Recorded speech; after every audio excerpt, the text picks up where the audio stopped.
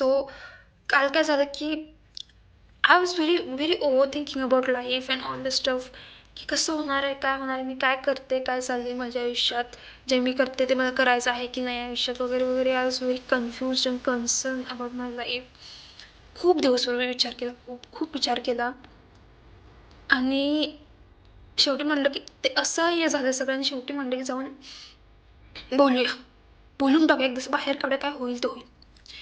गेले मम्मीजवळ आणि मम्मीला म्हटलं की घाबरत घाबरत, कारण असं पण होतं की यार आता ही चिडली तर, म्हणजे एवढा पैसा घातलाय तुला, तू हे म्हणण्यासाठी असं काहीतरी बोलली तर, म्हणजे खूप घाबरलेलो पण मी मम्मीशी बोलतो. पण मी मम्मीजवळ गेले, मम्मीला म्हणलं की मम्मा असं असं डोक्यात विचार येतो, मला समजत नाही, मला माहीत नाही की मी काय करते, मला काय करायचं, काय होणार. त्यावर माझ्या मम्मीला असा रिस्पॉन्स होता. ॲक्च्युली त्या रिस्पॉन्समुळे माझं सगळं टेन्शनच नाही सर.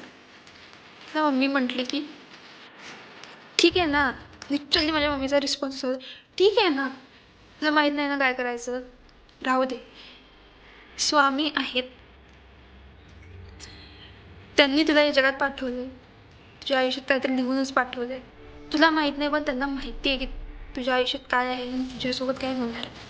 आत्तापर्यंत चांगलं झालं, इथनं पुढं मला खात्री आहे तुझ्या आयुष्यात चांगलं चांगलं आणि फक्त चांगलंच होणार. त्यांनी इथपर्यंत आणलंय ना, इथून पुढे पण तेच होणार.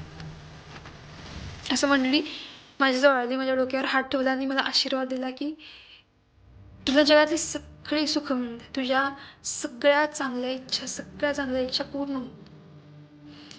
स्वामी कायम पाठीशी आहेत, आमचा आशीर्वाद कायम तुझ्या पाठीशी. त्यावेळी माझ्या मनात असं आलं की स्वामी आहेत की नाही मला माहीत नाही, पण तुझा आशीर्वाद पाठीशी आहे ना, नक्की काहीतरी चांगलं. I was very relaxed at that time.